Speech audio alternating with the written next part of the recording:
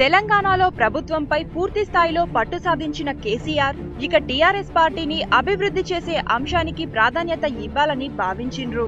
మరోవైపు పార్టీ పటిష్టతకు కసరత్తు చేస్తున్నారు. త్వరలోనే పార్టీ ప్లీనరీ సమావేశాలను నిర్వహించాలని భావిస్తున్నారు.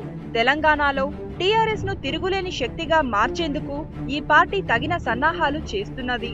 గ్రేటర్ ఎన్నికలను దృష్టిలో ఉంచుకొని హైదరాబాద్ నుంచే ఈ కార్యక్రమానికి శ్రీకారం చుట్టాలని అనుకుంటున్నారు.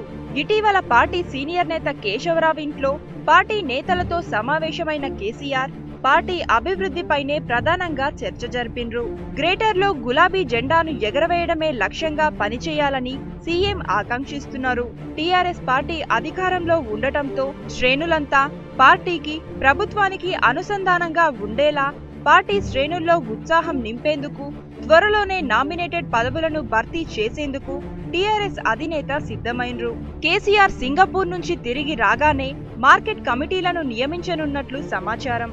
ఈ నెలాఖరున లేదా సెప్టెంబర్ మొదటి వారంలో పార్టీ ప్లీనరీ సమావేశాన్ని నిర్వహించేందుకు చర్యలు తీసుకుంటున్నారు.